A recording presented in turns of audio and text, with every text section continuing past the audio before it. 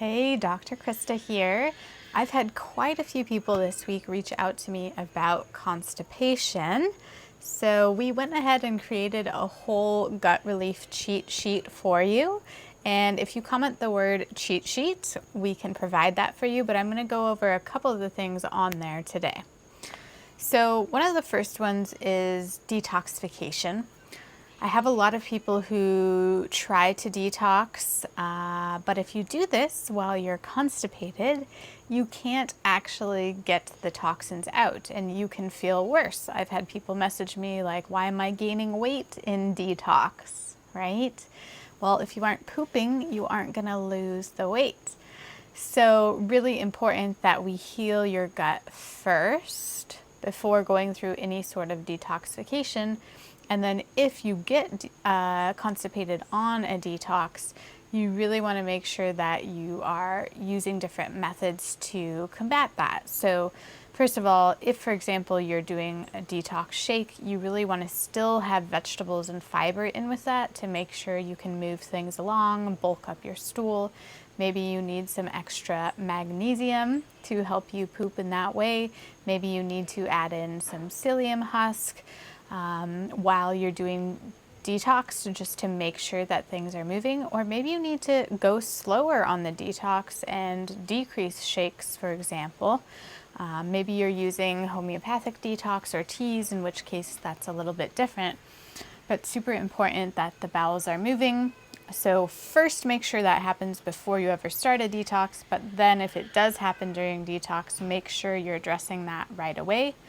Oftentimes, if you get bloated or constipated or feel really lethargic or have rashes and things while detoxing, that's just a sign that you have a lot more toxins than maybe someone else who didn't struggle as much with that, and you actually have more need to detox. So it's not necessarily a bad sign, but people can get themselves in trouble by doing detoxes or cleanses without first healing the gut. So please make sure that you heal your gut before embarking on anything like that, and make sure you have medical supervision as well. So other gut relief tips to think about is hydration. That's another piece with the constipation, right? People will tell me, oh, I only drink 5 cups of water a day, or I don't drink any water a day, and I am super constipated. So obviously that one's pretty straightforward. We should all be drinking at least half our body weight in ounces of water per day. And if you are doing something like a detox, you need to drink even more water than that to really flush out those toxins. So that's step one. Hydration really helps heal the gut lining. You need that kind of fluid level in there for your body to heal.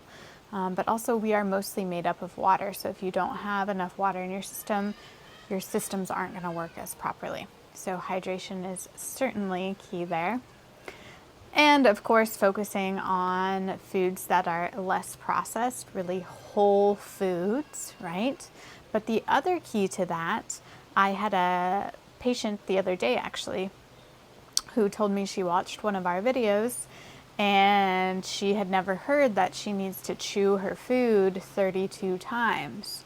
She said, yeah, I don't know, maybe I chew like 6 times and then I swallow.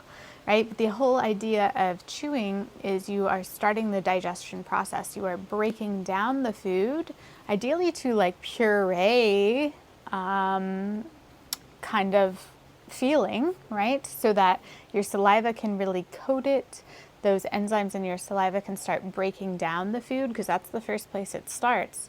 If you just chew and swallow really quick, your body doesn't have a chance to really fully coat it in digestive enzymes or start that process. And if you think about, say, a piece of meat, my son, who is 16 months, he will just swallow a piece of meat without chewing it. So then his stomach acid has to work really freaking hard to break that piece of meat down. Whereas if it was already chewed, masticated, pureed, way less work on the digestion. So that can lead to better symptoms as opposed to bloating and gas and all of these things, inflammation that arise when your digestion is struggling, working too hard. So definitely pay attention to chewing your food. The last one I'm going to talk about, and remember, there's a bunch more tips on our gut relief cheat sheet, so comment cheat sheet if you'd like that. But the last one I'm going to talk about is just stress relief, which again, a lot of people don't think about this when they are having digestive symptoms, but a lot of what we're doing while we're eating actually affects our digestion, and sometimes even more than the food itself. Because if you are not focusing on your food and sitting and digesting and having intentions for absorbing, then your body doesn't know that it's supposed to do that. It's thinking, oh, I'm working on this Excel spreadsheet, or I'm driving right now, or whatever it may be. So it shunts blood away from your digestion and into your limbs to work on those things.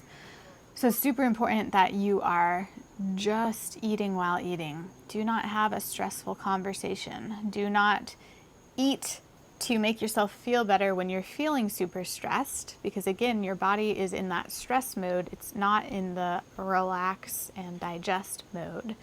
So that can cause a lot of inflammation. One of our patients actually was really struggling with constipation, and she even has a fistula, which makes it even harder for her to go to the bathroom. And she found that the thing that made the biggest difference for her was focusing on her breath. She had never really done that before, and really getting into that parasympathetic state allowed her body to relax enough to be able to have a bowel movement. So make sure that you are doing things to decrease your stress load, to get into that parasympathetic mode, because that's the only time your body relaxes enough to, one, be able to digest and absorb, but also to be able to go to the bathroom. So those are my few tips for you today. Again, if you want more, comment the word cheat sheet and we will provide you some more gut relief tips. Make sure to follow our page, subscribe as well, and we will give you some more information on how you can heal your gut.